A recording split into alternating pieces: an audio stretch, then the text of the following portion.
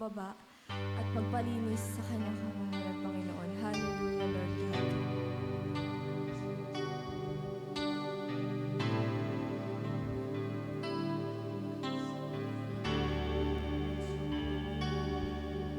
Diyos sa'yo maglilingkod, o Diyos sa'yo ay susunod, pagkat dahil sa'yo ang buhay ko ay nabago.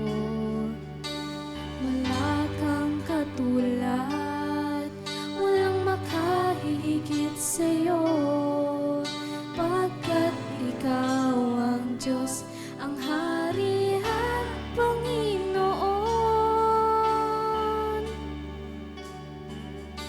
Sa buhay ko ikaw ang kailangan ko, at ayaw kong mawalay pa sa'yo. Ang tulad ko na tinawag mo ay susunod para sa'yo, Panginoon.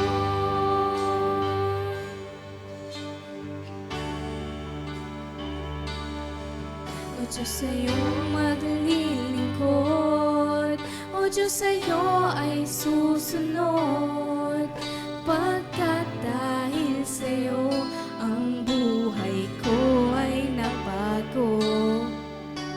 Wala kang katulad, walang makahigit sa'yo, pagkat ikaw ang Diyos, ang Hari at Panginoon. Sa buhay ko'y ikaw ang kailangan ko, at ayaw kong mawalay pa sa'yo. Ang tulad ko na tinawag mo ay susunod para sa'yo. Sa buhay ko'y ikaw ang kailangan ko, at ayaw kong mawalay pa sa'yo. Ang tulad ko na tinawag mo ay susunod para sa'yo, Panginoon. Ng kaguluhan, dumating man ang kahirapan, magtitiwala pa rin ako sa'yo. O Diyos, kahit na may suliranin, kahit na may kahirapan, mananatili pa rin ako sa piling mo.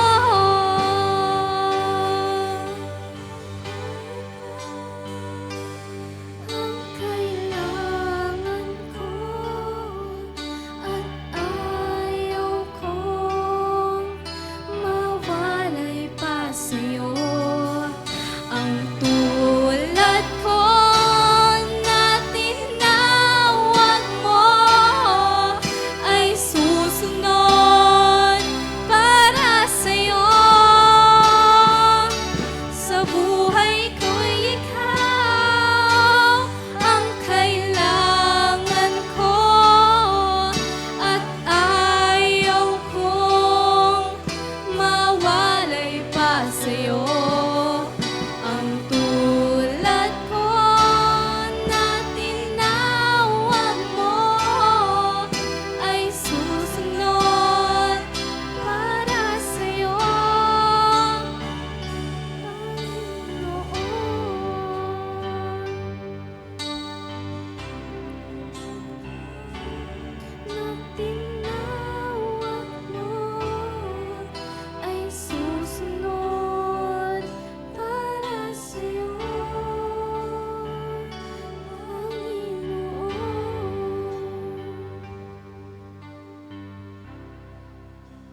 Lord, Panginoon.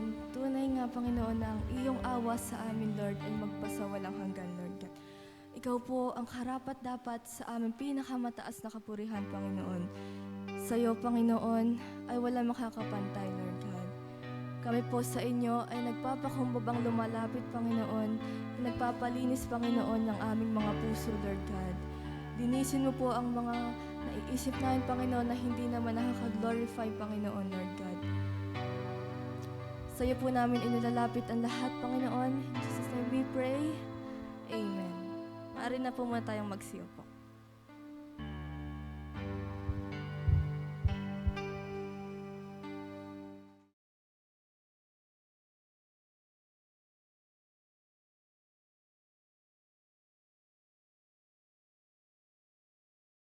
Leviticus chapter 16, tingnan po natin. No? Tayo po ay meron po ngayon Santa Cena. At ang sinasabi po ng salita ng Diyos, dito po, no,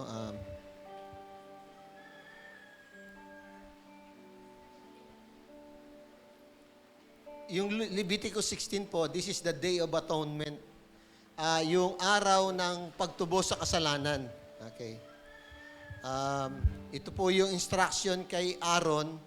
Pagkatapos po, mamatay po yung kanyang dalawang anak na si Nadab tsaka si Abihu. Sabi po rito sa verse 6, no, sabi po rito, Leviticus chapter 16, sabi rito, no.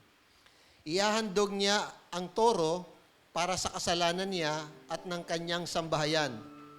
Pagkatapos, dadalhin niya ang dalawang kambing sa harapan ni Yahweh sa may pintuan ng toldang tipanan. Sa pamagitan ng palabunutan, malalaman kung alin sa dalawa ang para kay Yahweh at para alin ang para kay Azazel. Ang para kay Yahweh ay papatayin at iaalay tulad ng karaniwang handog para sa kasalanan. Ngunit ang para kay Azazel ay buhay na ihandog sa akin bilang pantubos sa kasalanan, saka pakakawalan sa ilang para kay Azazel. Ganito po ito. Yung kwento ay yung tinatawag, actually po, may mga English word po tayo na coin po from the Bible, no. It's either Hebrew or Greek, usually Greek po, no. Dito po kinuha po yung tinatawag po nating scapegoat. Alam niyo, scapegoat yung sa atin niya ibig sabihin scapegoat. Ikaw may kasalanan, ibibintang mo sa iba para yun ang mapapagalitan o mapaparusahan. Ang tawag natin doon ay scapegoat. Scapegoat po, no.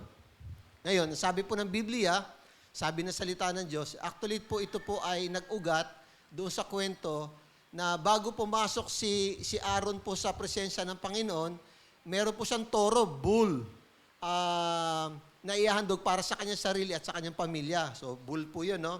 Pero para sa mga tao, dalawang kambing. Ang gagawin po nila po ay magpapalabunutan po sila. Alin po doon sa kambing ang iaalay sa Panginoon, papatayin yon. At alin po yung kambing na buhay, pero dadaling sa ilang. So, pag nagpalabunutan na po yun, yung kambing na iahandog sa presensya ng Diyos, papatayin doon sa loob ng tabernacle or later on sa temple.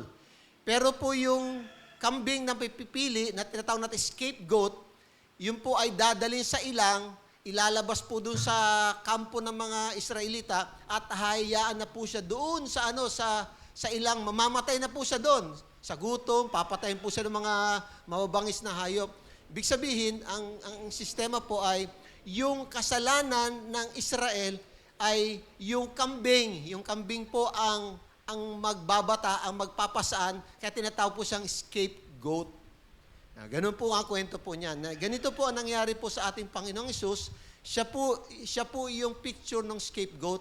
Kasi nga, dahil po sa ating kasalanan, siya po yung pinarusahan, siya po yung nagdusa on our behalf. Siya po yung naging scapegoat po natin. So ngayon pong umaga, we remember Jesus Christ as our scapegoat, na dahil po dapat tayo po yung magpaparusahan, tayo po yung papatayin, kasi bayad talaga sa kasalanan kamatayan, no? Pero dahil kay Jesus po, siya po yung naging scapegoat po natin. Kaya po ang Israel ay nalibre. Kaya po tayo malilibre ngayon. Hindi pa parurusahan, bibigyan pa ng Diyos ang pagkakataon para ang tao ay magsisi at tumugon po sa pananampalataya sa ating Panginoong Kristo. Pray po muna tayo muna mag-pray. Lapit po tayo sa Panginoon. Pagpasalamat natin na si Jesus yung naging scapegoat. Siya po yung naging ang pinagbintangan. Pinagbintangan kasi wala naman siyang ginawa, no? Siya po yung nagdusa. Ang sabi nga po, no, Him who knew no sin. Si Jesus na walang kasalanan, tinuring na makasalanan para tayo ay matubos sa ating kasalanan. So, Christ was the scapegoat. Binata, pinasaan, kinuha niya yung parusa para sa atin. Temporary po yun. Ba't temporary? Kasi pag ang tao hindi nagsisi ng kanilang kasalanan, bagamat meron ng opportunity binigay ang Diyos, sa dulo, pag di siya nagsisi, lahat ng parusa ay ibibigay din sa Kanya bilang bayad sa Kanyang kasalanan. So ngayon po, meron pa tayong pagkakataon na dahil sa Panginoong Hesus, dahil po, meron pong may namatay, may nagbuwis ng buhay para po sa atin. Jesus became our scapegoat. Hallelujah. Lord, nagpapasalamat po kami, Panginoon, sa umagang ito na pinagkaloob niyo po sa amin. Inihiling ko, Panginoon, ang iyong biyaya at patuloy na patnubay, Panginoon. Sige po, habang nakapikit po tayo, nakayuko ang ulo, inihiling natin ang Panginoon, yung paglilinis ng Diyos sa ating mga nagawang pagkukulang sa Kanya. Para sa ating pagtanggap po ng saro at ng tinapay, maging katanggap-tanggap din po tayo sa harapan ng Panginoon. Lord, we ask for your forgiveness, O God. Cleanse us, O God, Lord, through the blood of Jesus Christ, who was shed, Lord, on the cross for the forgiveness of our sins, O God. Patawarin niyo kami, Panginoon, O God. Salamat, Panginoon, sa iyong pag-ibig. Salamat, Panginoon, sa iyong kabutihan, Panginoon. In Jesus' name we pray. Amen. Sino po yung naka-atasan po? Sige. Yan, sige po.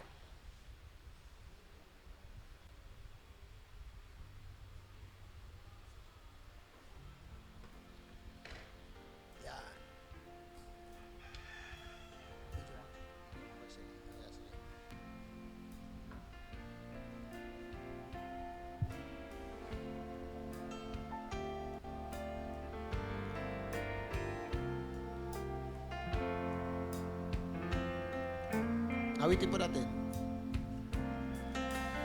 Lord, I offer my life to you, everything I've been through. Use it for your glory, and Lord, I offer my days to you, lifting my praise to you as a pleasing sacrifice. Lord, I offer you my life. Sing it. Lord, I offer my life to you, everything I've been through. Use it for your glory, and Lord, I offer my days to you, lifting my praise to you as a pleasing sacrifice. Lord, I offer you my life.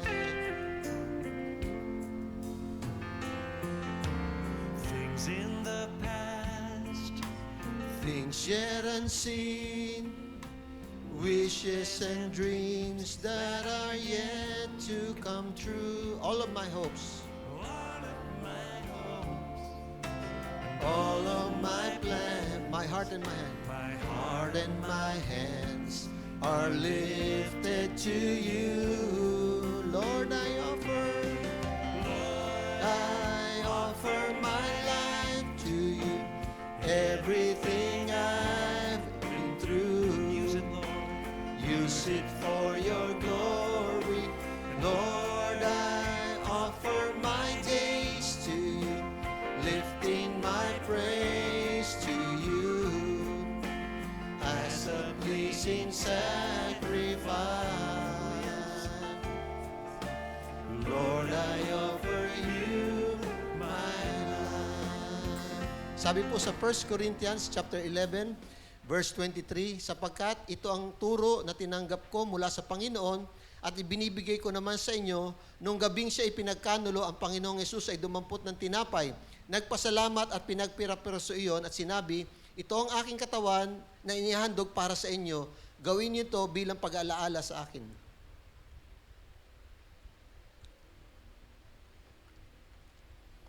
Matapos maghapunan, dumampot din siya ng kopa at sinabi, ang kopang ito ang bagong tipan na pinagtitibay na aking dugo.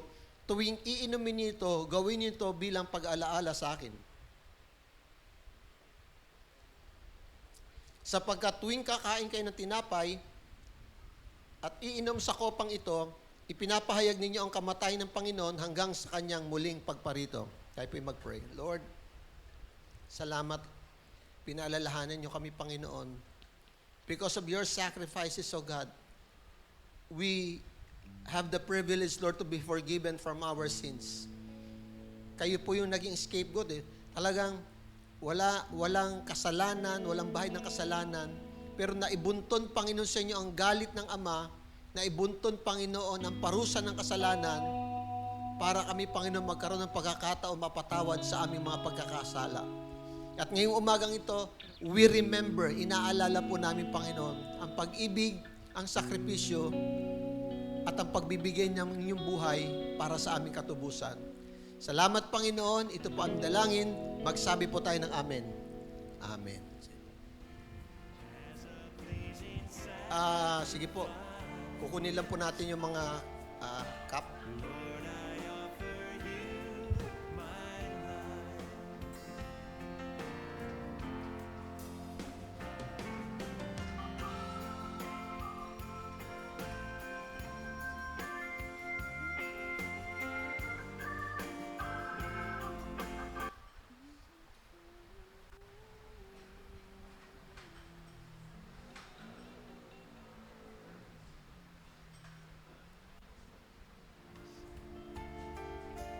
Lord, I offer you my life.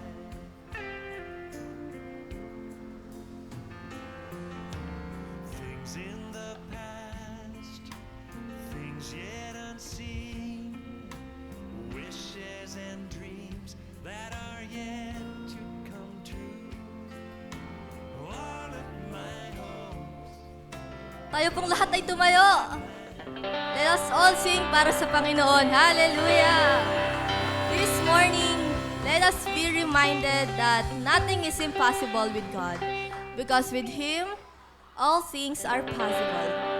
Sabi nga po sa Luke 1 verse 37, for with God, nothing will be impossible. Amen po ba? Amen. Kaya sa umaga pong ito, awitin po natin, nothing is impossible. To you, I can do anything. I can do all things. 'Cause it's you who gives me strength. Nothing is impossible to you. Blind eyes are open. Strongholds are broken. I am living by faith. Nothing is impossible.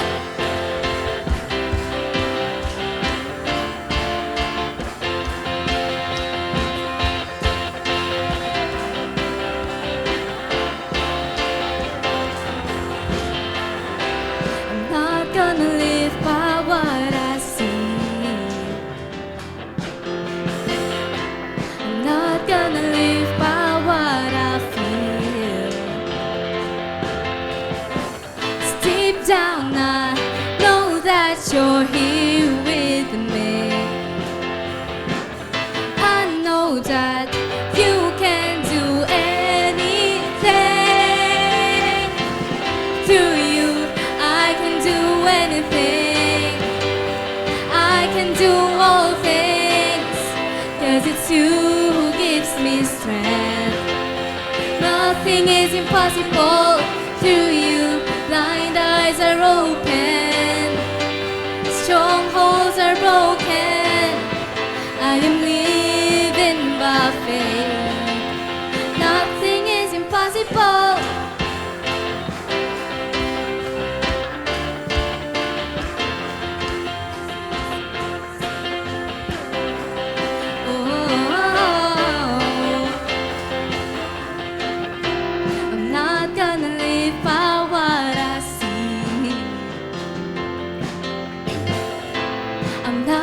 wanna live by what I feel. Deep down I know that you're here with me, here with me. I know that you can do anything. Through you I can do anything. I can do all things, 'cause it's you who gives me strength. Nothing is impossible through you. Blind eyes are broken, strongholds are broken. I am living by faith. Nothing is impossible.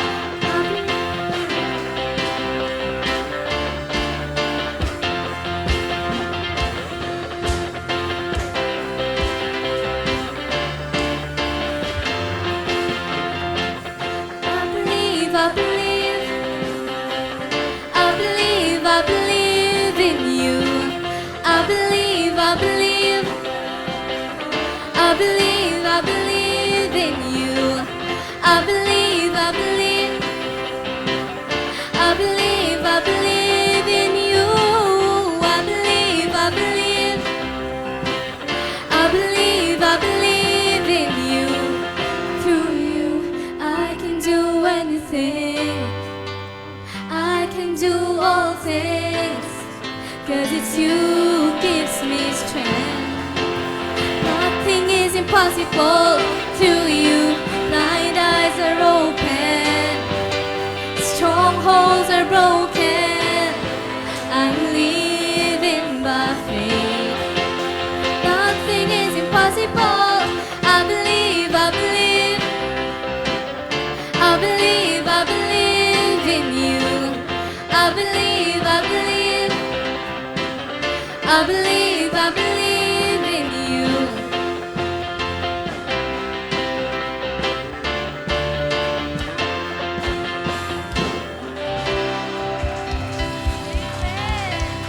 Tuloy po tayong umawit sa Panginoon.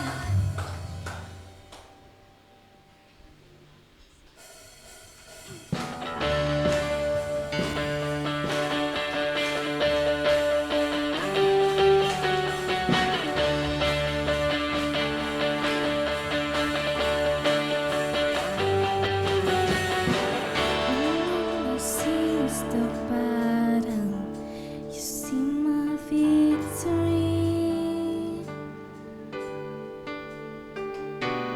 Lonely sees the mountain, you see a mountain move.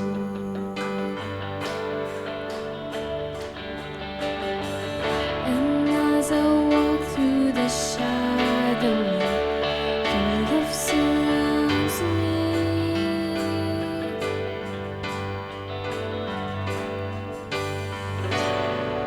There's nothing to fear now, for I am safe with you.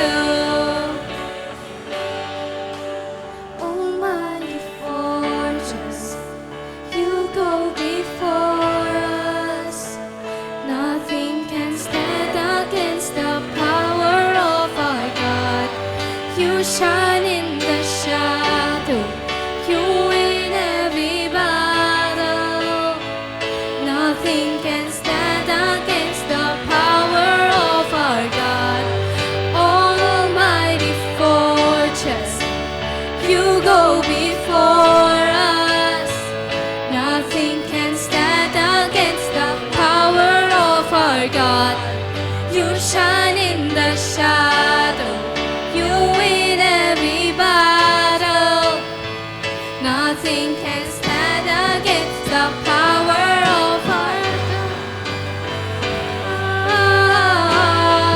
God. So when I'll fight on my knees with my hands lifted high. Oh God, the battle belongs to you, and every fear I lay at your feet. I'll sing through the night. Oh God, the battle belongs to you. Oh God, the battle belongs to you. Oh God, the battle belongs to you.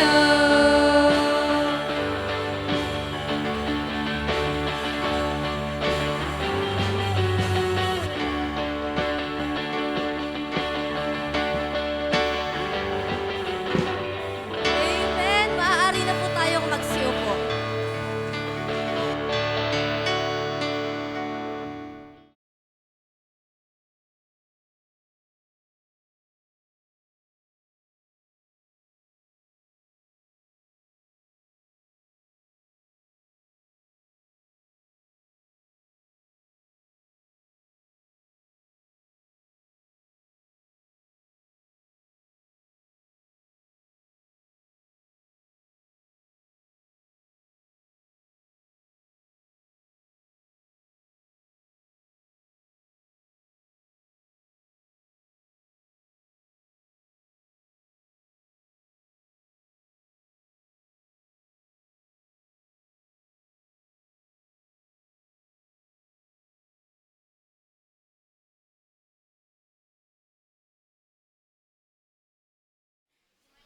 Ha? May ma? Ano? May Sharona?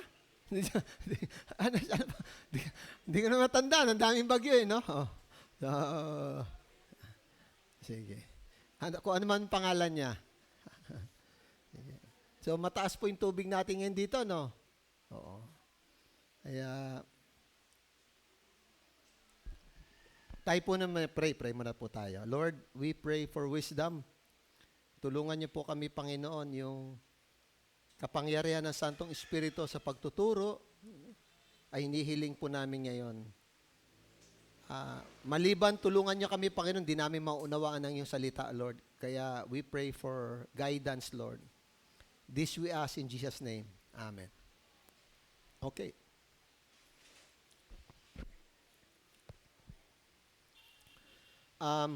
Kilala niyo ba yan?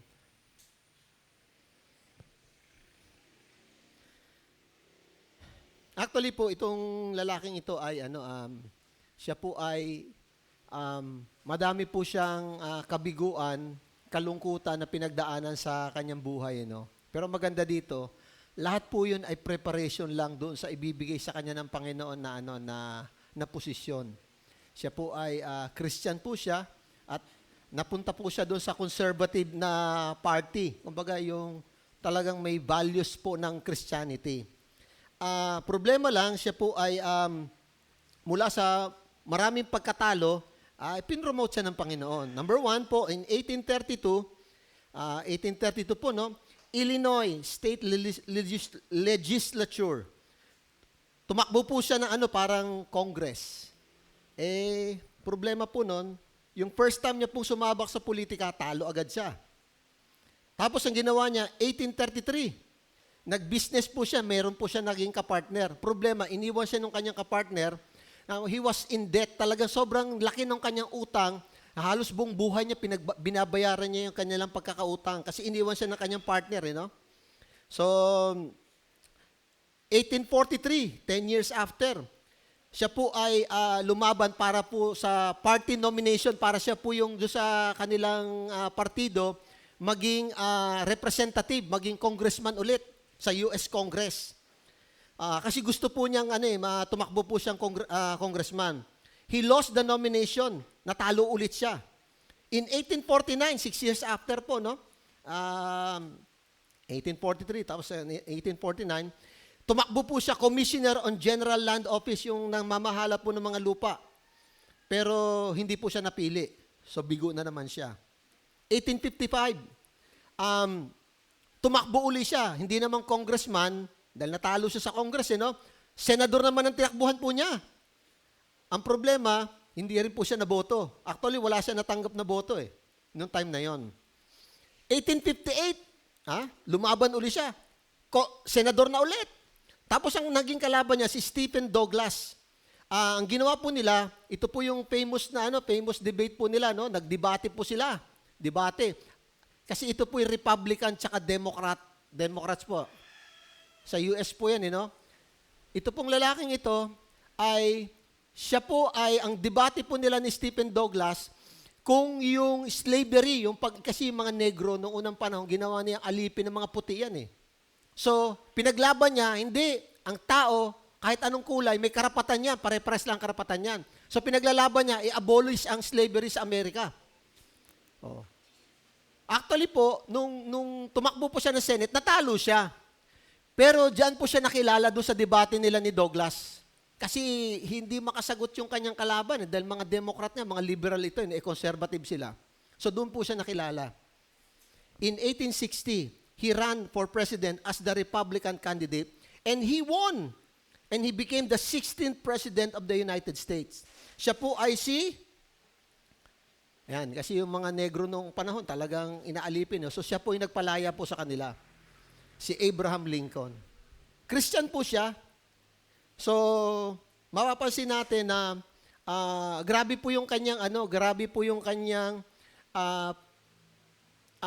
pagpapahalaga po sa karapatan ng pantao at sa dignidad ng tao. Kaya nung panahon po niya, nung siya po yung naging presidente po ng Amerika, na-abolish po ang slavery sa buong Amerika. Grabe. So, tinan niyo po mga kapatid, no? From defeat to presidency. Yung kanya pong career, yung karera po niya, ay maaalala po natin doon sa kanyang pagtsatsaga na kahit na nagkaroon ng business failure, parati siyang talo. Di mo siya manalo-nalo talaga sa lahat ng tinatama, except yung last na, yung US presidency. Ibig sabihin mga kapatid, ito lahat pong nangyaring ito po ay preparation ng Diyos kasi yung taong ito, malaki po yung values po niya. Ano siya? Christian po siya, no? Diba? So, the defeats and frustration of Abe Lincoln, tawag na si Abe, no? Abraham Lincoln, prepared him for greater task of leading the American people. Yeah. Ngayon po umaga, pag-aaralan din po natin yung papaano si David inihanda ng Panginoon para doon sa laban niya kay Goliath. Diba yung pag-aaralan natin, yung kay Goliath? Mahaba ito pero sisikapin po natin na titingnan natin kung hanggang saan natin maaabot ito. So tingnan po natin, 1 Samuel 17, yung Tagalog na po ating babasahin. Yan, sa Tagalog na po, no? Di ba, ang kwento, inutusan ni Jesse, si Jesse, yung kanyang tatay, matanda na, si David, yung pinakabunso sa 8 magkakapatid, puntahan mo yung mga kapatid mo, at tingnan mo kung ano yung katayuan nila doon. Kasi gera, gera. So, sabi niya, kamustahin mo sila, dalahan mo ng mga pagkain, pati yung kanilang yung commanding officer. Siyempre, baka nagugutom sila, Tapos, magdala ka din ng mga, siguro, kung may pasalubong yung mga yun sa akin, edi dalhin mo na rin. So, pagdating ni David po doon, nakikipag-usap po siya sa kanyang mga kapatid, lumabas na si Goliath. Si Goliath po, 9-9. Doon na, sinimula na po niyang insultuhin ang Israel at ang Panginoon. Hinihiya niya hinihiya niya, umagat hapon yun. Pagdating niya, narinig niya. So ngayon, nagalit si David. Sabi niya, bakit walang lalaban ba dito? Wala bang mag-aalis ng kahihiyan ng Israel at ng Panginoon dito sa inyo? Ito. Narinig ni Eliab na ang panganay na kapatid ni David ang pakikipag-usap niya sa mga kawal. Nagalit ito kay David na sinabi, anong ginagawa mo rito? At kanina mo iniwan ang ilang tupa na pinaalagaan sa iyo. Alam ko kung anong nasa isip mo. Gusto mo lang manood ng labanan. Sumagot si David, bakit? Ano bang ginawa ko? Masababang magtanong? Tindaliko niya si Eliab at nagtanong sa iba, ngunit ganun din ang sagot sa kanya. Nakarating kay Saul ang sinasabi ni David at ipinatawag niya ito. Kasi sabi niya, bakit walang lalaban? Pag hindi, ako nang lalaban. Narinig ng mga tao. Kasi wala nga, Isipin mo kung walang pumapatol. Tingnan natin to. Yan.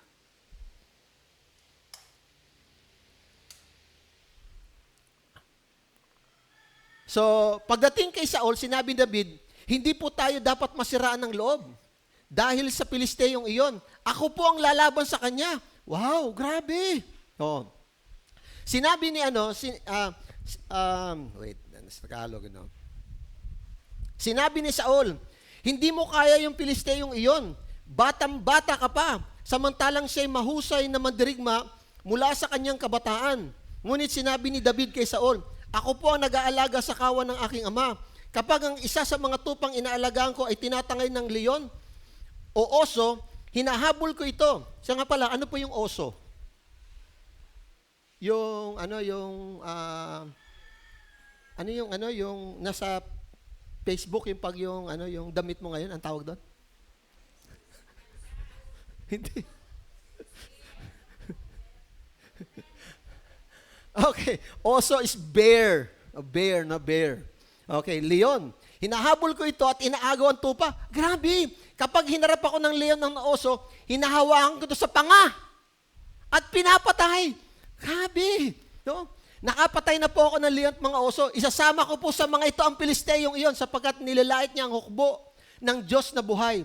Idinugtong pa ni David, iniligtas ako ni Yahweh mula sa mga bangis na leon at oso, ililigtas din niya ako sa kamay na Pilisteyong iyon. Kaya sinabi ni Saul, kung gayon, labanan mo siya at samahan ka nawa ni Yahweh. Grabe, ito na po, nagsimula na po, no? Ipinasuot niya kay David ang kanyang kausuotong pandigma. So, ang helmet at ang tansong pambalot sa katawan. Na maisakbat na ni David ang tabak ni Saul at sinubukan lumakad, hindi siya halos makakabang sapagkat hindi siya sanay sa ganong kasuotan. Kaya sinabi niya kay Saul, hindi ko na po gagamitin ang mga ito. At hinubad niya ang nasabing kasuotang pandigma.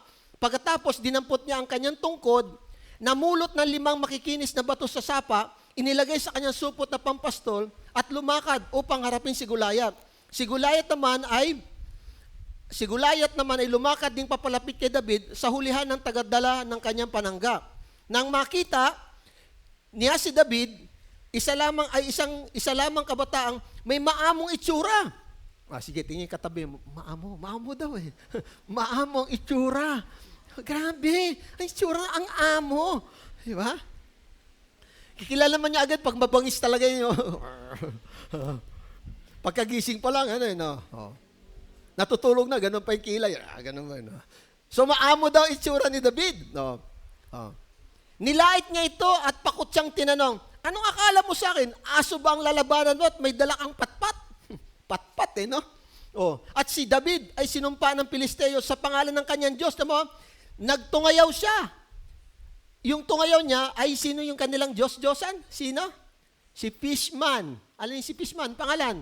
Hindi fishball. Si Dagul. Hindi, si Dagon.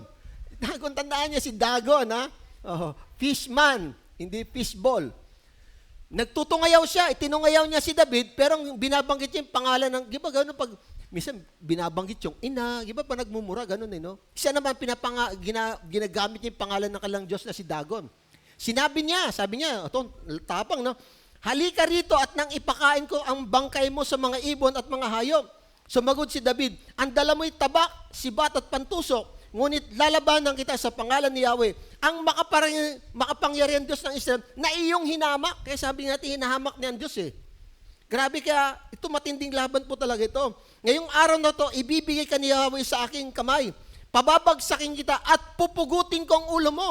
At ang bangkay ng mga kawal na hukbong Pilisteo, sa gayon, malalaman ng buong daigdig na may Diyos sa Israel.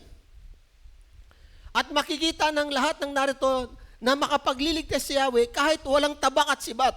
Kay Yahweh ang labanang ito. Kama, the battle belongs to the Lord. At ibinigay na niya kayo sa aming mga kamay. Nagpatuloy ng paglapit si Goliath, patakbo siyang sinalubong ng David sa lugar ng labanan. Dumukot siya ng bato sa kanyang supot at tinirador niya si Goliath. Tinamaan ito sa noo at bumaon ang bato roon.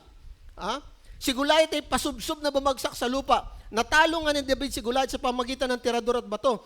Napatay niya ito, tumayo sa likod ni Goliath, hinugot ang tabak ni Goliath mula sa susukan nito at pinugutan ng ulo. Nang makita ang mga Pilisteo na patay ng kanilang pangunahing madirigma, sila'y nagtakbuhan. Sumigaw ang mga kawal ng Israel at hudat hinabol ang mga Pilisteo hanggang sa Gat, sa may pagpasok na Ekron. Ito, teritoryo na po ito ng mga Pilisteo, ha? Labas na sa Israel to. Kasi pinasok na rin sila, di pinasok na rin nila yung kalaban. Naghambalang sa daan ng bangkay ng mga Pilisteo mula sa Saraim hanggang sa Gat at Ekron. At nang magbalik ang mga Israelita buhat sa paghabol sa mga Pilisteo, hinalughog nila ang kampo ng mga ito at kinuha ang lahat ng kanilang magustuhan. Ang term natin dito ay plunder. Yan. Pero pagkaso yon, pandarambong. Pag pinaplunder ninyo yung mga kalaban. Kaya pandarambong po ako tutusin. Pero dahil gera po ito, legal po yan. Yung dito sa ating plunder, illegal po yon. Magkaiba po yon, no? At nang magbalik ang mga Israelitas, buhat sa paghabol sa Pilis, hinalughog nila ang kampo ng mga ito at kinuha ang lahat ng kanilang magustuhan. Dinala ni David sa Jerusalem ang ulo ni Gulayat, ngunit inuwi niya sa tolda ang mga sandata nito. Nakita ni Saul nang sinugod ni David si Gulayat, itinanong niya sa pinuno ng kanyang boss, si Abner, yung pinaka-minister of defense niya, kaninong anak ang batang iyon? Hindi ko po alam, kamahalan. Sagot ni Abner, kung gayon ipagtanong mo kung sino ang kanyang ama, utos ng hari. Nang magbalik si David, sinalubong siya ni Abner at sinamahan sa hari. Dala pa rin niya ang ulo ni Gulayat. Bit niya, no?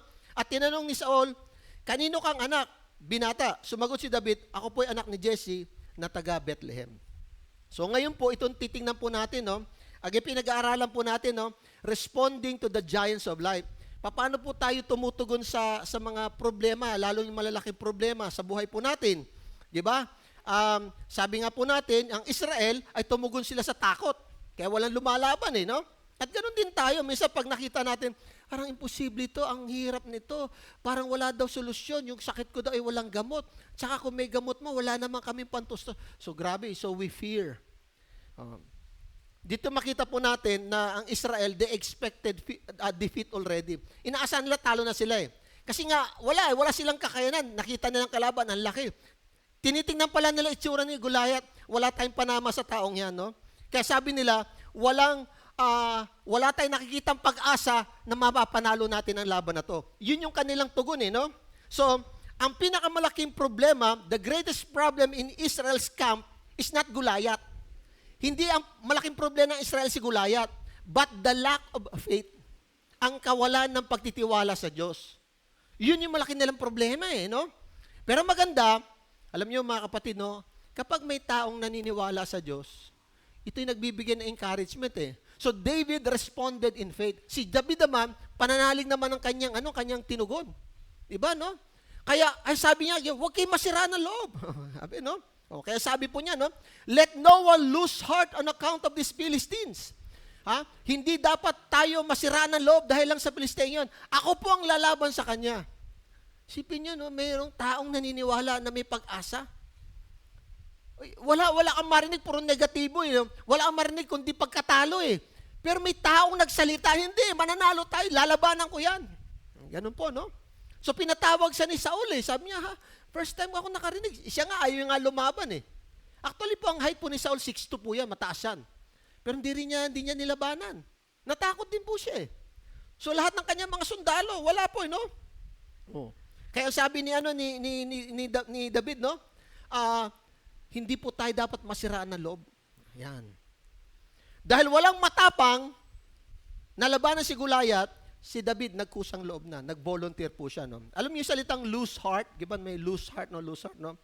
Ibig sabihin yun yung nawalan ng tapang, nadurog na ang espiritu. Kumbaga, nawala na sila ng pag-asa. Yun yung ibig sabihin po nun. Talagang tinitingnan na, ang labo na, talagang hindi na tayo lulusubin ng mga, tayo masasakop na mga yan, no? Pero alam niyo, dahil po kay David, sabi niya, huwag kayo masira ng loob. Yung tao pong may pananalig sa Diyos, nagbibigay po yan ng encouragement sa mga tao. Natatandaan niyo ba nung si Pablo ay, parang malulubog na yung barko nila, yung sa libro ng mga gawa, yung mga marinero, yung mga seamen, ay patuloy nilang ginagawa ng paraan. Wala na, dahil lulubog na talaga yung barko 2 weeks na po sila hindi kumakain. Kasi nga sa sobrang takot nila, nakita nila si Pablo, nag-pray, kumain. Sabi niya, kumain po kayo. Kasi sinabi ng Panginoon sa akin, wala ni isa sa inyo ang mamamatay. Malalampasan natin yon. Anong sabi po ng Biblia? At sila lahat ay kumain. Dahil may taong nagtitiwala sa Diyos, yung mga nasisiraan ng loob, na nadi-discourage, nagkaroon sila ng pag-asa. Amin po ba mga kapatid? Kaya dito, napakahalaga yung negatibo na lahat eh. Negatibo na lahat. Walang nagsasalita ng maayos. Lahat puro wala nang pag-asa, matatalo na tayo. Kaya pag may tao pong nanindigan para sa Diyos, ito'y nagbubukas ng kaisipan ng tao at nabubuhayan po sila ng pag-asa. Diba, no? So, kaya ganito po, no? It's either faith or unbelief. Dapat po pag may faith, itinataob niya yung kawalan ng pagtitiwala. Pero yan, pag binaliktad mo yung unbelief, itinataob naman niya yung pananampalataya. So, binabaliktad-baliktad lang po yan, mga kapatid. Ang tanong po dito, paano tumugon si David sa pananampalataya? Yun yung tanong. Ba't grabe naman yung kanyang pagtitiwala sa Diyos? Yun ang tanong, no? Paano nagkaroon ng ganong kalaking pagtitiwala sa Diyos si David? Di pa siya hari po nun, no? Unang-una po, because of his preparation, kasi may paghahanda po siyang ginawa. Tandaan nyo yung pananampalataya, yan ipinaghahandaan din. Hindi naman isang araw, Dada! Hindi ganon. Hindi yan ito. Bigla na lang tumalong ka, Darna! Kumain ng bato? Siya, maimpatyo ka, bato eh. Hindi yan, bigla na tumalong siya, naging si David na siya. Hindi po ganon. Meron pong preparation siyang ginawa, no? Ano-ano po yung paghahanda ni David? Paano siya inihanda ng Diyos? Paano ba lumalakas yung pananampalataya natin? Paano ba ito nag-grow? Di ba? Paano nag-grow? Kaya nga yung iba, ayaw tumigil sa paghahanap buhay. Baka magkulang ako. Kasi paano na ito? Kaya iba, tuloy-tuloy na hanggang, naubos na yung oras niya, naubos na yung buhay, yun na lang na yun. Nalimutan na ang Diyos. Bakit? Kawalan ng pagtitiwala sa Panginoon. Ganun ang problema eh. Paano sayang ito? Sayang. Oo nga, ang problema, hindi mo pwedeng ubusin yung buhay mo dyan lang. Ito po yung sikreto. Paano inihanda ng Diyos, paano tinuruan ng Diyos si David para magkaroon ng ganong klaseng pagtitiwala sa Panginoon. So, God's preparation for David. Ano yung paghahanda na ginawa sa kanya ng Panginoon? Tandaan niyo po, si David, hindi naman siya soldier, hindi naman niya mandirigma eh. Yan po pastol. Ano naman kinalaman niya sa labanan? Hindi wala naman. Nautusan pa bumili ng toyo. Hindi, inutusan lang ng tatay. Nagkataon, narinig niya ito. Abay, naging lumaban na eh. Kinukwento ni Manny Pacquiao nung pumunta raw siya ng Amerika. Yung first time, di pa niya kilala yan sino yung kanyang coach? Hindi si Cockroach, si Freddie Roach. Siya po ay hindi naman po talaga siya contender eh. Ang problema, yung talagang kalaban nung champion ay nagkasakit. Pangalawa siya susunod. Ganun pala yun eh. Automatic. Di man siya pumunta lang sa Amerika, kundi naghahanap lang siya ng mga gym, mga boxing gym. Doon na nagsimula, mga kapatid. Wala naman siyang purpose talaga. Di nga siya kilala ni Freddie Roach eh. Di ba? So, ganun din po. So, si David pumunta doon, wala naman siyang kinalaman, walang kaalam-alam eh. Yun lang. Nung magsimula na, nung makipag-usap sa mga kapatid, sa mga sundalo, narinig na niya yung hamon ni Goliath. At paano niya hinahamak ang Israel at ang Panginoon. Inaalipusta niya ang Diyos eh. Ano nga pala yung pagsasalita laban sa Diyos? Anong kasalanan yon? Yun ay blasphemy. Sa Tagalog ay pamumusong. Nagbablaspheme siya sa Panginoon eh. Di ba si Pablo, ganun din ang trabaho noon? Minumura niya ang Diyos. So dito makita po natin, tingnan po natin, no? Sabi ni Saul, di mo kaya yan. Kasi ka lang eh. Yung pastol ka eh. Pastol ka. May Tagalog po ba tayo? Tingnan natin. Sinabi ni Saul, hindi mo kayang Pilisteo iyon. Batang-bata ka pa samantalang siya mahusay na madiriga mula sa kanyang kabataan. Ngunit sinabi ni David kay Saul, ito yung preparation ha. Ako po'y nag-aalaga sa akawan ng aking ama. Kapag ang isang tupang inaalaga ko, tinatangay ng leon at oso, ay grabe din pala naman. Hinahabol ko ito at inaagaw ang tupa. Kapag hinaharap ako ng leon ng oso, hinahawakan ko ito sa panga at pinapatay. Nakakapatay po ako ng leon at oso. Isasama ko po yung mga Pilisteo, yung para din yung mga oso at leon lang yan. Sapagkat nilait niya ang hukbo ng Diyos na buhay. Idinugpan pa ni David, iniligtas ako ni Yahweh. Mula sa mababangis na leon at oso, ililigtas din niya ako sa kamay na Pilisteo yung iyon. Mga kapatid dito, no? Paano lumalakas sa iyong pananampalataya? Una, yung previous miracles and answered prayers of God. Ang ginawa ni David, inalala niya yung ginagawa ng Diyos noon. Ang problema sa atin, pag may problema tayo, hindi natin maalala yung ginawa ng Diyos sa atin noon. Amen po ba? Sino po may problema rin sa pera? Taas ang kamay. Wala. Sumayaman kayo. Oh, yes, no. Sino yun? Wow. Ninang, bibless ako Hindi nga. Parang kala mo kahapon ka lang nawala ng pera. Parati ka naman walang pera Hindi ka nasanay. Ang point natin, ba't noon, hindi ka ba nagka-problema sa pera? Hindi ka nagka-problema ka naman di kayo niligtas ka ng Diyos Di kayo nasalba ka. Kaya ka nga narito kasi noon pa nga yun Problema sa atin, di natin maalala yung ginagawa ng Diyos noon. Amen pa ba? Hindi natin naalala Si David, nire-review niya. Alam mo, noon, may mga osot leon. Kinukuha niya yung mga tupa ko. Pinapatay ko sila. Binubunot doon sa ano daw? Saan daw?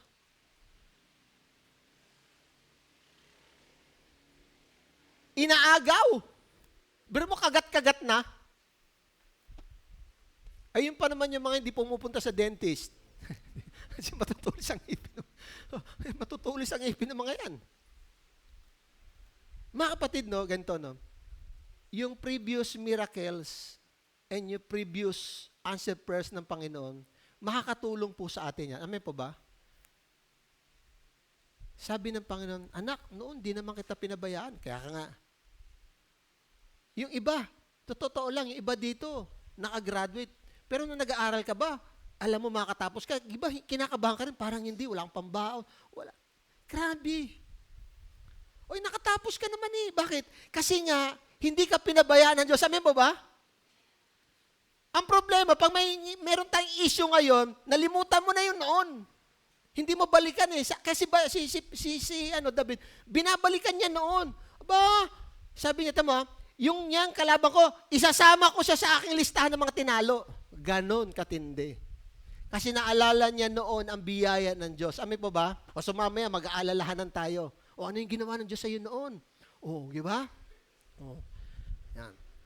So, dito makita po natin, ni-review ni David kay Saul. Ni-review niya Alam niyo po, noon, ito po yung ginagawa ko doon sa mga kalaban ng aking mga tupa, yung mga pumapatay at sumisila sa aking mga alaga. Di ba sabi ng kapatid niya, iilan na nga lang, kakunin mo pa. Kakainin daw nila Siyempre, kakainin yun Mga predator yung mga no? So, mga kapatid, tinan nyo si David po, wala naman po siyang military experience kung tutuusin. Pero si Goliath, no? Mahusay naman dirigma mula pa sa kabat. Kumbaga talagang hasang-hasa na talaga sa laban. Kung patayan din lang. Ay, wala ka na siguro daming nakalista doon mga napatay niya, baka di na mabilang. Ay, pero si David, anong kanyang resume? Oso, leon. Bagay, mabigat din, pero hindi, kasi malaki itong kalaban niya, no?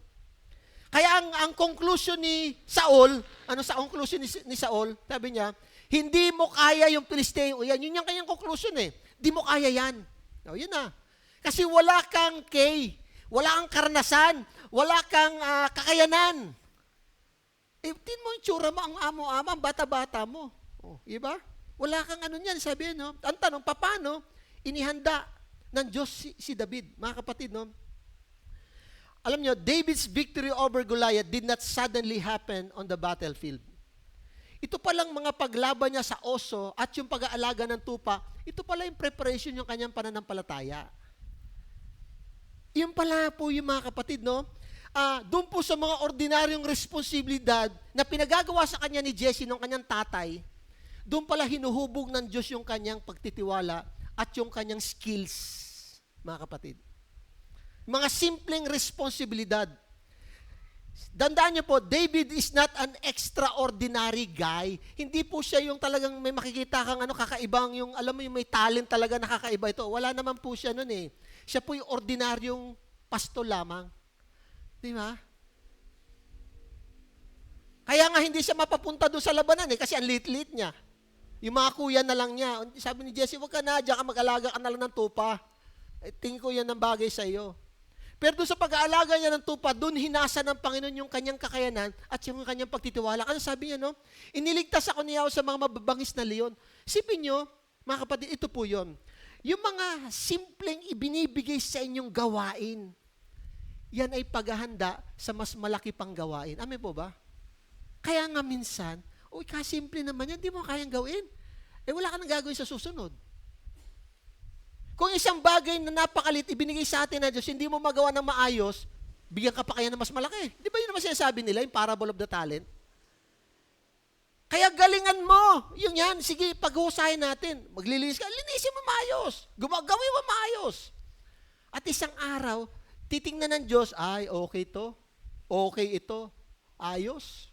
Pero mo sa simpleng binibigay sa kanya, kayang-kaya, inaayos niya. At dito po siya dinevelop, hinubog ng Panginoon. Hindi pa siya sundalo, siya po'y pastol. Pero makikita po natin dito, mga kapatid, David learned responsibility, patience, alertness, courage, and perseverance. Alert, biro mo kukunin niya yung mga ano. Oh. Ano sabi doon sa John chapter 10? Kapag yung totoong pastor at saka yung inuupahang pastor lang, o pag dumating daw yung mga lobo, anong ginagawa? Di kayo iniiwan nila. Kasi bayaran naman sila eh. Ano sasabihin nila? Ay, ba't ko may bubuwis yung buhay ko dyan sa mga yan? Ano ang pakialam ko dyan? O. Kasi bayaran sila eh. Kaya kapag ang motivation natin sa gawain ng Panginoon ay pera, ay sige, bukas aalis ka na. Kasi wala kang magiging pera. Tatandaan niyo po yan. Kaya sabi ng Panginoon, ako yung mabuting pastol eh. Sabi niya eh. Ako yung mabuting pastol eh. Ibig sabihin, ang motivation ni Jesus, hindi na kung anong pera, kundi yung pag-ibig doon sa mga kawan na pinagkaloob sa Kanya. Amin po ba mga kapatid, no? Kaya don't despise small responsibilities. Doon po hinubog yan si David. Kaya God prepared David to a next level of challenge. Diba? Ito na. Natuto na maging pastol. Maayos na pastol. Inaalaga, nagmamalasakit doon sa mga tupa. Hindi kanyang tupa, kundi tupa ng kanyang tatay at ng kanyang pamilya. Actually, hindi naman kanya lang yun eh. Pero pinag-igihan niya. Nag-aalaga lang siya ng tupa. Pero dahil nakita ng Panginoon, may future tong batang ito. Galing magtiwala, tsaka responsible. Isipin mo yun. Ang tapang. Oh, ang tapang. Ano problema po natin sa gobyerno? Ano ba problema talaga natin? Ang problema natin, simple lang. Walang umako ng problema. Lahat nagtuturo. Di ba ganon? Ba, hindi ko kaya. Wala. Sino ngayon? Pagdating kay David, dito, ako sasagot niyan. Yun yung tao. The buck stops here, sabi nga nila. Kung may problema, sasagutin ko yan. Akong bahala, susolve natin yan. Di wala man lang magsabi, hindi, ganito. Wala lahat, umiiwas. Walang umaako, walang umaamin. Kaya walang nangyayari. Wala pa akong nagsasalita. Sige po, isisi nyo sa akin, gawa natin ng paraan. Kahit hindi ko ginawa yan. Ganun po siya. Sabi po ni David, no? Ako po'y nag-aalaga ng kawan ng aking ama. So, tinan nyo, hindi kanya. Kapag isang mga tupang inalaga, tinatangin ng oso, hinahabol ko ito, tinaagaw mga tupa. Grabe. Hindi pa kanya yun, ha? Hindi pa kanya. Kasi nga, dahil hindi kanya, inaalagaan niya na maayos. Amen po ba? Kaya yung mga binibigay sa ating responsibility, igihan natin. Kasi dyan titingnan ng Diyos, ay, ito, pwede na to. Pwedeng i-promote. Ayos eh. Ayos to. May kayang humandle ng responsibility. Di ba? O nilalabanan niya. Ay kasi, kakainin yung kanya. Mauubos yung kalang tupa pag pinabayaan niya yan. Tsaka kung tumakbo siya, mga kapatid, hindi siya matitrain. Hindi siya matitrain lumaban. Ang matindi doon, hinahawangan daw niya sa panga at pinapatay. Oo. Mahawakan yung takatulis ang ipin, no? Sige, tanong ko, paano niya nahawakan sa panga yun na hindi siya siguro, hindi siya namatay? Ganyan. Paano niya nahawakan yung oso? Meron pa ba tayong picture? Yan. Nililiha pa ng leon. Paano niya nahawakan sa pangayan? Huwag mo tingnan yun. Tingnan kami sa akin. Paano hinawa? Sige nga. O sige. O, at Sister Cora, paano hawakan sa panga? Sabi ni David, I'm the dentist, open your mouth. Ganun ba? Wow! O, ano, bakit? Pasilo. Hindi daw eh. Inaagi na. Nanay Mila, tawa ka ng tawa. Ikaw naman, Nanay Mila. O sige, Nanay Mila, paano? Tanong ko sa'yo, Nanay Mila, o paano? Sige, tawa ng tawa, tatawa ang joke. O Nanay Mila, paano niya nahawakan yung sa panga? Ay, ginaganon niya yung bibig kasi kukunin niya. Nakagat-kagat eh. Paano po? Basahin niyo yung talata. Balikan natin.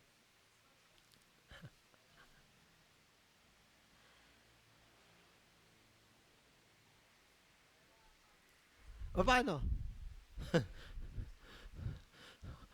Jason, okay, paano? Hindi po yung tinapay, hindi yung paborita. Ano yun talagang? Paano?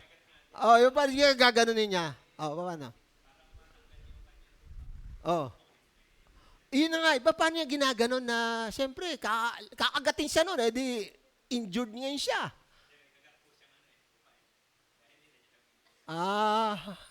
Wow. Paano pag kinakalabas na, paano? Mga kapatid, simple lang. Ano sabi niya? Kung paano ako iniligtas ng Diyos. Hindi dahil nga malagaling siya eh. Di ba? Iniligtas siya ng Diyos. Nakita niyo yun? Dahil kung kanya lang yon, kakainin lang siya. Siguro kung hindi man siya mamamatay, sigurado baldado siya. Leon, kagati ka oso, laki-laki nun. Ang Diyos ang nag-iingat sa kanya. Amin po ba? Kasi hinakbangan niya. Ito nga yung training eh. Amin po ba? Ito nga yung training. Yun po siya mga kapatid, no? Timo tupa, leon, oso, gulayat. Ito yung process. Tupa muna, inaalagaan, mga simple. May kalabang leon, may kalabang oso, ay lumawas. Ay talagang palaki ng palaki, hindi naging gulayat na. Bawat challenge, nahuhubog ang pagtitiwala at yung tapang ni David. Amen pa ba? Bawat challenge, bawat hamon talaga, no? God allowed David to face smaller challenges, mga malilit lang challenges lang, para ihanda po siya sa malaking hamon sa kanyang buhay. God prepared David privately before using him publicly. Kaya yung mga tao na gusto talagang magkaroon po ng, alam nyo, yung pampubliko, privately, sa pribadong lugar, dyan tayo hubugin muna ng Panginoon. Dyan tayo magsisimula mga kapatid. Hindi pwedeng yung tatalong ka doon. Kaya nga meron po kami pinagsasabihan na isang tao, sabi niya, gusto ko po magpastor. Sabi po namin na Pastor Ben, Kuya, hindi ka pa ready. Hindi ka pa ready. Hindi ready na ako. Hindi ka pa nga ready. Kami nga nagsasabi, hindi ka pa nga ready. Ako na nagsasabi, hindi ka pa ready. Ayusin mo muna yung mga pinabibigay sa iyong gawain. Gustong-gusto niya, hindi ka pa ready. Maniwala ka. Sabi nga namin siya, kung talaga ready ka, mismo ang Diyos magsasabi, ito ready ito. Wala pa kami nakatatanggap na confirmation eh. So dito mga kapatid, hindi kinakailangan dito ng palakpakan. Pribado ito, sikreto itong ginagawa ni David, no? Pero dito, nahubog yung kanyang karakter at na dito nahubog ang kanyang kakayanan. Kaya nga, lesson, don't wait for a big opportunity to become faithful. Huwag yung malakihan muna. Magsimula tayo sa malilit na gawain ng Panginoon. Galingan mo doon at doon ka gagamitin ng Diyos. Diba? Doon ka gagamitin ng Panginoon. Idinugtong pa ni David. Sabi siya, iniligtas ako ni Yahweh mula sa mabangis na leon. Yun po yung dahilan. Kaya kahit kaya niya hawakan yung bibig ng mga oso at leon. Kasi hindi dahil sa magaling siya, kundi dahil tinutulungan siya ng Diyos. Ililigtas din niya ako sa kamay na Pilisteyon, kaya sinabi ni Saul, kung gayon, labanan mo siya at samahan kanawa ni Yahweh. Grabe, no? Grabe yung yung nangyari po sa kanya. Eh, ang problema, ang ginawa ni Saul, sige, gamitin mo muna tong aking mga, yung armor niya. Eh, siyempre, bata eh. Paano bibit-bitin yan? And then, luwag. Eh, 6'2", tas 5'5". Ang laking diferensya po niyan. Ngayon, ito na. So, yung preparation, inihanda siya ng Diyos. Ngayon naman susunod, yung application. Paano in-apply yung preparation? Yan na. So, pinasuot po siya ni Haring David, ni Haring Saul. Hindi pwede, no? Sabi niya, no? Sabi po niya, no? Sabi rito, no? Pinasuot niya kay David ang kanyang kasuotang padigmang helmet at ang tasong pabalo sa katawan. Nang maisakbat na ni David ang tabak niya Saul at sinubukan lumakad, hindi pa siya halos makakabang sapagkat di siya sanay sa ganong kasuotan. Di pwede. Hindi po ako sanay dyan. Sabi niya, ganito na lang po ako kung ano yung damit ko, ito na po yun. Oh.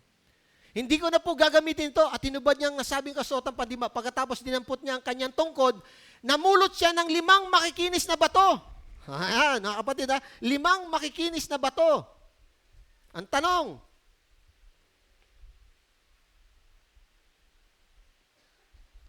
bakit 5 yung bato na pinulot niya? Hindi po ito panghilod, Malaki masyado yon. Hindi ito panghilod. Tanong ko sa inyo, bakit 5? Kasi sabi doon, 5 batong makikinis ang kanyang pinulot. O sige, ito na naman. O yung previous ulit, pinag-aralan natin. O, alalahanin. O sige, okay. O sino po magsasabi, bakit 5? O Ate Mabik, bakit 5? Bakit kulangin ng 4 eh? Bakit di tumaob sa 1? Ay, ba't di ginawang 6? Okay, 7 o 10. Bakit 5? Konti. Oo, tama po yan. Tanong ko, bakit nga 5? May number, may 5 eh. 5 lang eh. Oo. Di ba sabi natin, si Gulayat, may 4 pang kapatid na higante. Isang bato para sa kanila. Isa lang. Para sa kanila, tig-isa lang sila. Sipin mo yun, talagang ibig sabihin, sabi ni David, ito Lord, walang mintisan ito. Dahil kukulangin ako doon sa mga kapatid pa niyang 4. May 4 siyang kapatid eh. Puro mga higante. Siya yung pinakamalaki at siya yung pinakapanganay. Nakita niyo yun? Kaya po siya 5. Kaya nga the hidden meaning behind the 5 stones. Okay na po kayo? Nasagot na. Bakit 5? Mami, 5, gawin na natin 6. Makakula. Hindi po. Diba? Mga kapatid, no, tingnan natin. So, 5 bato. Okay. Now, ginawa po ni Gulayat, ito po matindi. Hinamak po niya ang Israel at ang Diyos. Hinarap po siya ni David, no? Hinarap po siya ni David. Ano sabi po dito, no? Naghaharap sila. Isipin mo, laki-laki naman talaga, no? Paano mo kakalabanin yan? Sabi niya, no? Pakot siyang tinanong, anong akala mo sa akin? Aso ba ako na lalabanan? May dala kang patpat. At si David ay sinumpa ng Pilisteo sa pangalan ng kanyang Diyos. Yun na nga, nagmumura na siya. At he is cursing David by the name of his God. Yan si Fishball, si Dagon. Dudurugin ka niyan. Kaya mga kapatid, itong laban na to, hindi lang to political, hindi lang to military, spiritual din ito. Kasi ang paniniwala ni Gulayat, dahil kay Dagon, magtatagumpay siya. Yun ang akala niya, no? Ano sabi rito, no? At si David, sinumpa ng Pilisteo sa pangalan ng kanyang Diyos. Sinabi pa niya, halika rito, ipapakain ko ang bangkay mo sa mga ibon at sa mga hayop. Halika rito, papatayin kita, ipapakain ko. Alam nyo, ito pong, at sinumpa ng Pilisteo sa pangalan ng kanyang Diyos, he was invoking the name of his God. Tinatawag niya si Dagon, Dagon! Fishball! Tutuhugin ko yan, sabi ni David. Isasawsaw ko yan, ipiprito ko yung Diyos-Diyosan mo. Ay, fishman eh. Tinatawag niya si Dagon.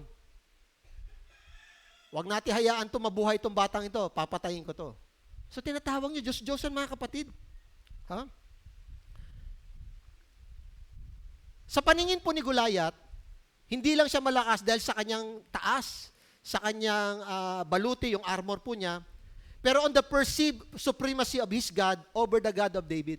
Ang tingin niya, si Dagon, mas makapangyarihan kay Yahweh. Yun yung kanyang pananaw dito. Kaya tinatawag niya Tinatawag niya. Kaya mga kapatid, yung laban sa buhay, hindi lang po ito financial, emotional, physical warfare. This is also spiritual. Ito po, spiritual din po ito. Gusto ko lang po mga kapatid tapusin, diretso na po natin. No? Ano sabi ni David, no? Sabi po niya, no? Ang dala mo'y tabak at sibat, pantusok, ngunit lalabanan kita sa pangalan ni Yahweh. Ang makapangyarihan Diyos ng Israel na iyong hinahamak. Grabe mga kapatid. Tandaan nyo, no? Ito po mga kapatid yung pinakamatinding nangyari po dito, no? Kung tignan mo mga kapatid, unbeliever talaga. Nagki-curse po siya eh. Nagmumura siya, nagtutungayaw siya eh. Pero papansin niyo, si David ba nagsasalita ng bad words? Wala naman eh. Makita mo, kaya, alam mo yung Christian tsaka unbeliever eh. Sa salita pa lang, makikita mo eh, no? Yung lumalabas sa bibig po niya, puro bad words yung kay Goliath eh. Puro bad words eh. Tapos ini-invoke pa niya yung pangalan ng kalang Diyos-Diyosan. Hinahamak niya ang Diyos. Hinahamak niya ang Israel. Eh kung talagang maayos ka, bakit ka magsasalita ng mga ganun laban sa mga tao at laban sa Panginoon? Oh. So dito mga kapatid, tandaan niyo po, ang mundo, pinaglalaroan po nila ang Diyos, ang pangalan ng Panginoon. Kaya sa 10 utos, bawal na bawal gamitin ang pangalan ng Diyos sa walang katuturan. Respect po. Respect. Kasi gusto siyang patayin ni David, hinahamak mo ang Diyos eh. Yun ang hindi ko matanggap, sabi ni David. Hinahamak mo ang Panginoon. Dapat di ka nagsasalita ng bad word sa Diyos eh. Kaya dito, hindi pinoproteksyon na ni David yung kanyang reputasyon. Pinoproteksyon niya yung reputasyon ng Diyos. Makita niyo mga kapatid yun? Tingnan mo yung attitude ni Haring David, ni David. Tayo, pag pinupulaan tayo, galit na galit tayo kasi ako eh. Pero may inisulto mo ako. Hindi ganun eh. Si David hindi eh. Nagalit siya, hindi lang iniinsulto siya ni Goliath. Eh, wala ka naman pala eh. Wala ka sinabi. Nagagalit siya kasi hinahamak niya ang Diyos. Yun yung hindi niya matanggap. Sabi niya, paano natin aalisin ang kahiyan na ginagawa niya sa pangkat ng Israel at sa pangalan ng Panginoon. Diba? Hindi niya sinabi, Goliath insulted me so I need to prove that I'm better than him. Hindi naman sinabi niya, ininsulto mo ako, papatayin kita. Hindi ganun po.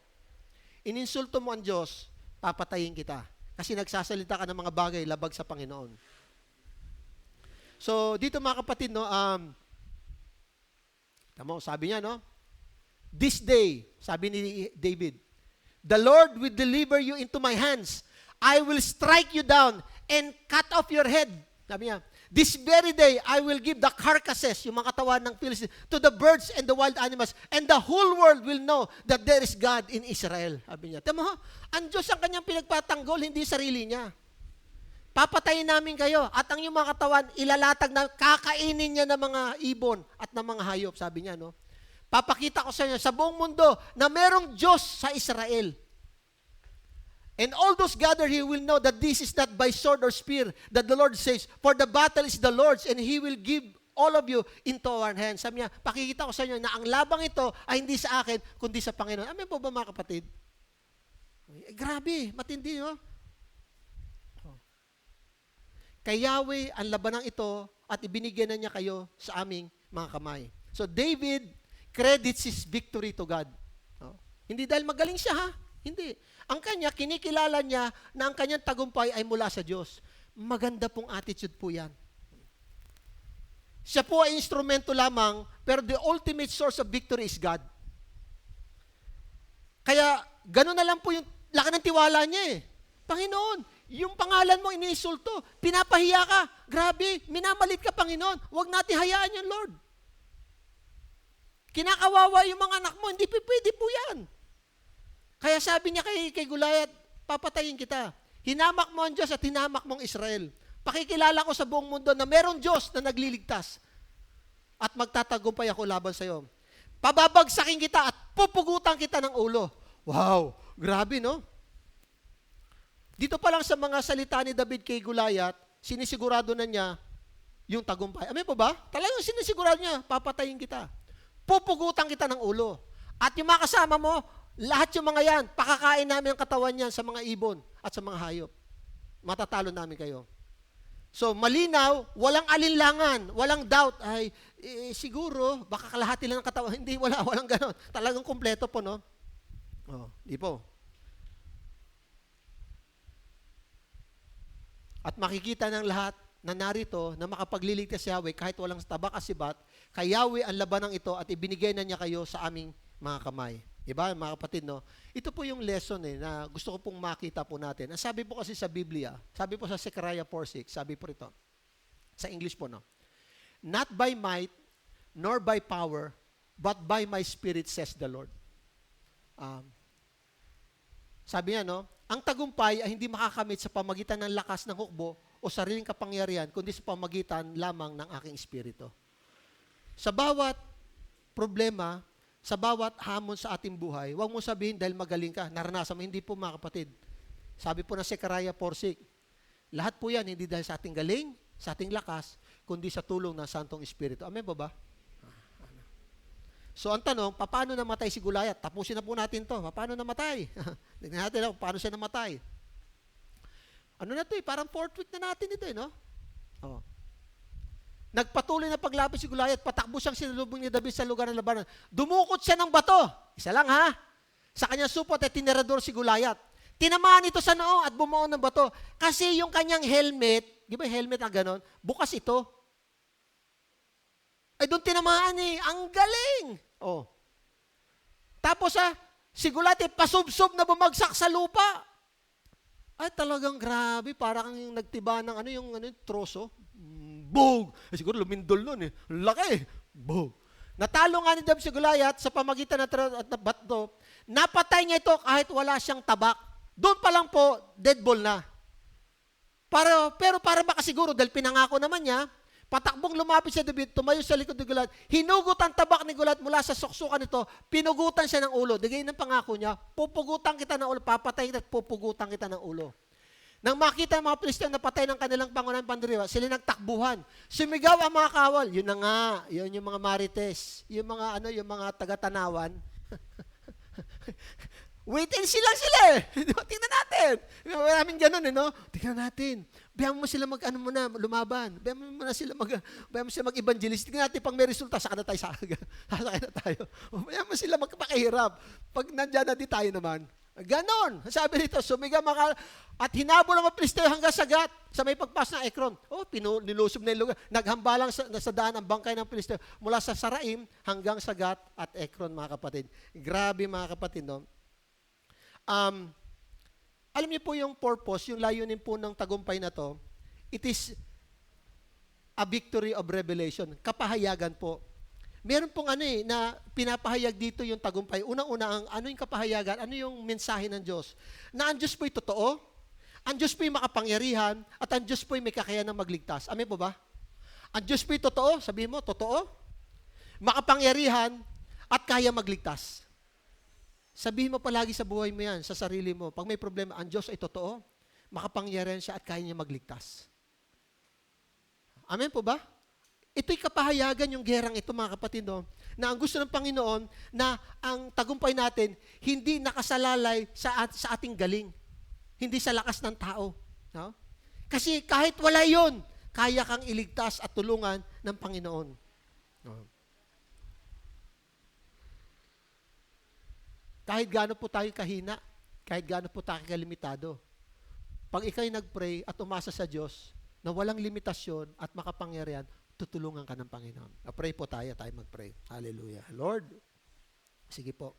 Ngayon pong umagang ito, baka may mga challenges po tayo, no? Parang hirap, no? Hirap, Lord. Ang hirap.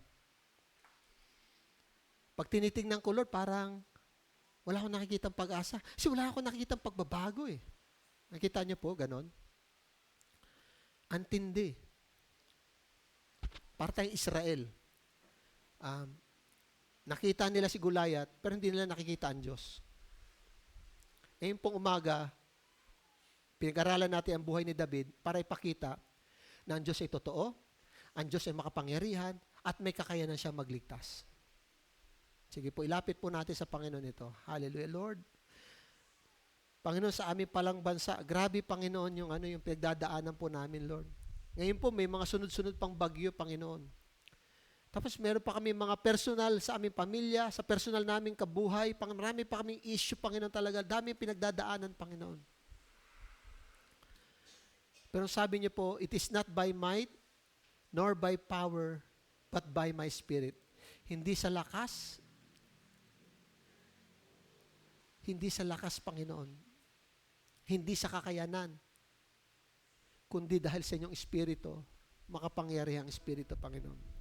Salamat, Panginoon, sa buhay ni David na pinakita niya, Panginoon, na meron Diyos, totoo ang Diyos, makapangyarihan kayo, Panginoon, at kaya niyong magligtas sa amin, Panginoon. Kahit kami mahina, limitado, Panginoon, ang aming kakayanan. Dahil ikaw, Diyos, ay totoo, makapangyarihan, at kaya niyo magligtas. Salamat, Lord. Yun po mga bagay na isapat na. Salamat, Lord. Pagpalain niyo po yung salita sa pangalan ni Jesus. Amen. Palapan po natin, Panginoon. God bless po.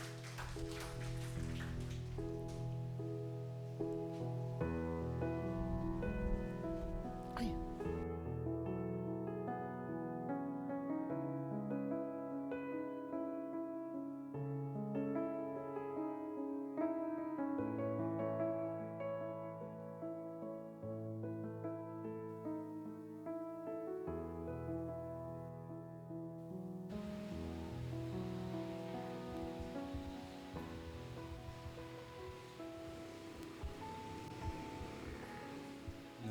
Good morning po. Salamat po sa Panginoon sa mabiyayang mensahe na ating nadinig po muli sa umagang ito. So ngayon po ay dadako tayo sa ating pagkakaloob or pagbibigay. Ano po? At sa ating pong pagbibigay ay siguro dapat ay yun nga po, nakahanda na tayo. Ano? So ayan. So habang inihahandaan niyo pa po yung ating mga kaloob, ay meron lang pong tanong sasagutin na rin po. Yung tanong na bakit at paano muna o paano ba tayo nagbibigay or bakit tayo nagbibigay. So sa ating pong pagbibigay, tayo po ay nagbibigay na dapat ay yung ayon sa ating kalooban. Ano po? Hindi yung tayo ay napipilitan at pinipili na lang natin. Alin ba yung ibibigay ko dito? So ang hinihingi po sa atin ay yung kapasyahan ng ating puso sa ating pagkakaloob. Hindi po tayo pinipilit sa hindi natin kaya. Ano po? Ang gusto ng Panginoon ay kusa at yung pong bukal sa ating kalooban na pagkakaloob, pagbibigay. Ito po yung handog na kalugod-lugod sa Panginoon. Nagiging masamyong handog po ito sa Panginoon kapag ito ay ibinigay natin ng bukal sa ating kalooban.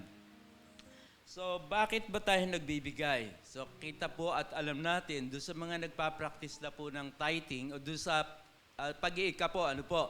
So, doon ay ibinigay yung utos sa Malakay 3:10. Ang sabi doon ay, dalhin ninyong buong buo ang inyong mga ikapo sa tahanan, sa aking tahanan, sa tahanan po ng Panginoon. Dito po yon, ano po? Upang matugunan ang pangangailangan sa aking templo. Sa ibang salita po, salin, ang sabi doon ay ibigay ninyong buong buo. Pero magandang gamitin yung dalhin nating buong buo yung ating mga ikapo upang matugunan yung pangangailangan sa aking templo. Alam po naman natin, meron itong pangako, ano po, bagaman at yung pangako ay napakarami, ano po, talagang kung babasahin niyo po yung Malakay 3 na yun, makikita po natin yung mga pangako doon, ano po. At ayun nga po, sinasabi sa atin na ito ay dalhin sa kanyang templo, dito po yun. At maganda naman po dahil alam po natin ang ating mga kaloob ay napupunta sa mabuting gawain ng Panginoon. Ano po? So alam po natin may mga manggagawa ang Panginoon at ang mga manggagawa dapat tumanggap ng upa para sa kanilang ikabubuhay. Ano po? So ayun po ay hindi ito hinahawakan ng ating pastor. Alam po natin may mga finance committee po tayo na naghahawak nito na hindi basta-basta na ilalabas yung pananalapi ng templo ng Panginoon ng hindi gagamitin sa maayos. Ano po? So, ayun po ang ating mapapanghawakan ang atin pong salapi ay para sa gawain ng Panginoon, sa pagpapalawak po ng kanyang gawain sa lugar na ito at sa mga lugar na kung saan gusto tayong dalhin ng Panginoon. So ayun po, kung handa na po yung ating mga kaloob, manalangin po tayo. Sige po, tumayo na po tayo. Ama naming Diyos na makapangyarihan sa lahat, purihin ka o Panginoon sa umagang ito. Salamat sa inyong kabutihan, sa inyong katapatan, sa inyong pag-ibig, sa inyong pagmamahal na hindi nagmamali o Panginoon. Lahat ng mga anak mo, sinasamahan mo o Panginoon at hindi mo hinahayaan na mapariwara yung mga buhay o Panginoon. Kaya marami pong salamat. Purihin ka o Panginoon. Tunay kang dakila o Panginoon. Kaya salamat po. Panginoon, sa umagang ito, bahagi po ng aming pagsamba, gawain o Panginoon, ay ang pagkakaloob, pagbibigay, pagbabalik ng mga biyaya o Panginoon, ang mga kaloob mo sa amin o Panginoon, bunga ng mga gawain o Panginoon sa isang linggong ito o Panginoon. Kaya narito po Panginoon ang puso ng bawat isa, talagang tulungan mo po na talagang ito ibibigay namin bukas ang sa aming kalooban. Hindi kami napipilitan o joke ng pag-ibig, ng pagmamahal ang aming pagkakaloob o Panginoon at patuloy itong magamit sa gawain mo o Panginoon. Bawat isa na magkakaloob, tunay Panginoon, maging katanggap-tanggap ito sa inyo, o Panginoon. Maging samyo na handog, o Panginoon, nakalugod-lugod sa inyo. Ito yung aming karampatan din na pagsamba patungkol sa pagbibigay, o Panginoon. Panginoon, maraming pong salamat. I-bless mong patuloy ang mga negosyo, mga pinagkakakitaan, mga nagtatrabaho, o Panginoon, na mamasukan. Pagpalain mo bawat isa, o Panginoon, upang makatugon din, o Panginoon, sila sa pagbibigay na may pag-ibig, o God. Salamat, o Panginoon, purihin ka. Ito po yung panalangin namin sa pangalan po ng Panginoong Hesus. Amen. So, ayan po, bawat isa ay makakadako na po dito sa harapan para dalhin yung ating mga kaloob. Ano po? So, may dalawa po tayo ditong lalagyan. So, ayan.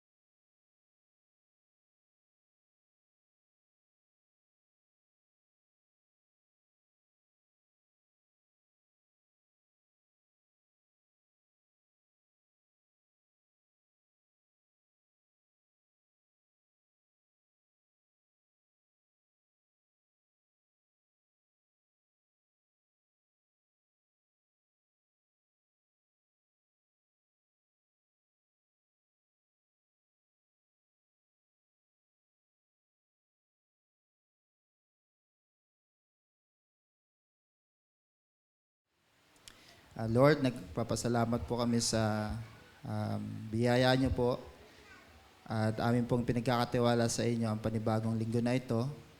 Tulad po ni David na binigyan siya ng karanasan para po harapin yung pinakamalaking battle.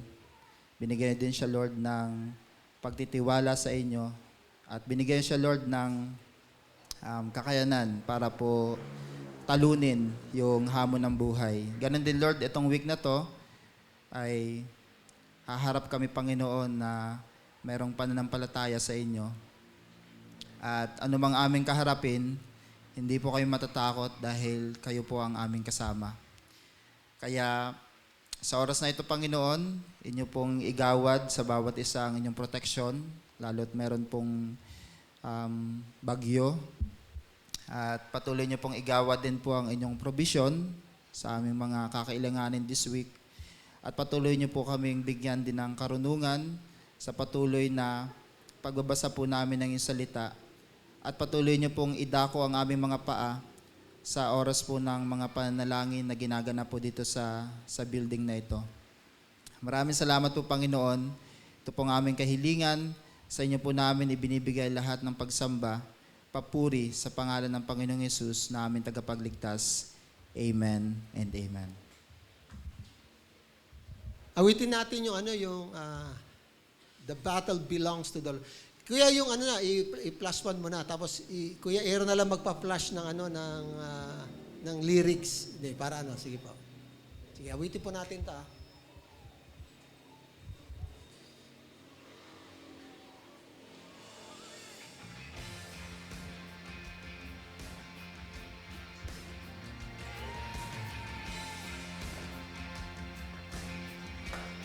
Kaya pakilakas ng konti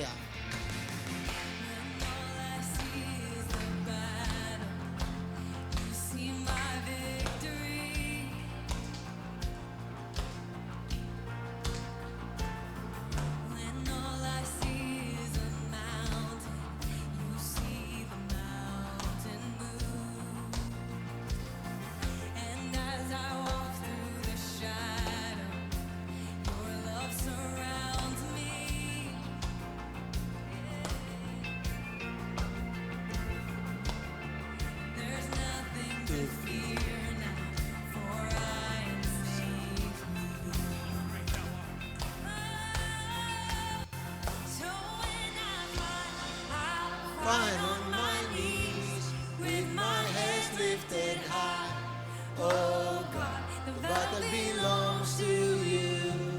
In every fear I lay at your feet, and I'll sing through the night that, oh God, the battle belongs to you.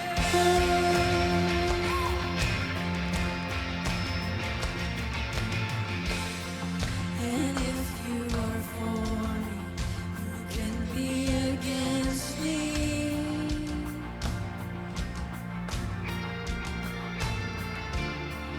For Jesus, there's nothing impossible for you. And all I see are the ashes, you see the beauty.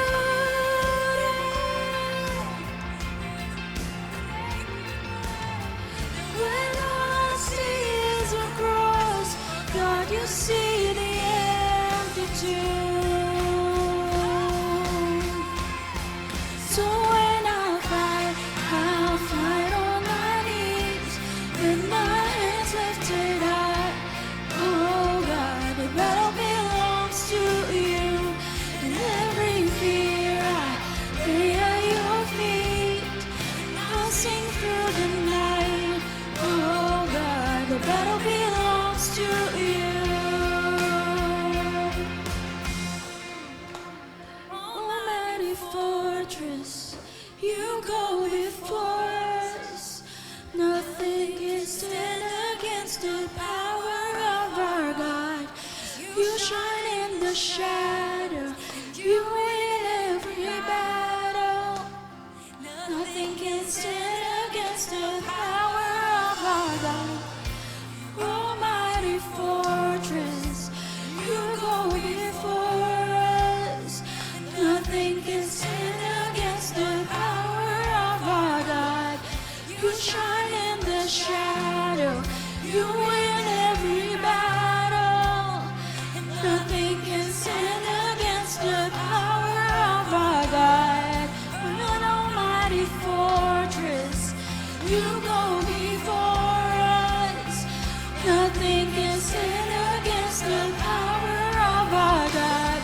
You shine in the shadows. You win every battle. Nothing can stand against the power of our God. So when I'll fight on my knees with my hands lifted high. Oh God, the battle belongs to you. And every fear I lay at your feet. I'll sing through the night. Oh God, the battle belongs to you. Oh God, the battle belongs to you.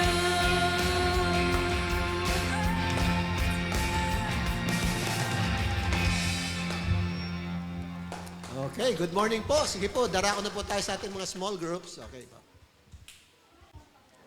I-share niyo po yung mga previous na ginawa ng Diyos sa inyo, ang buhay.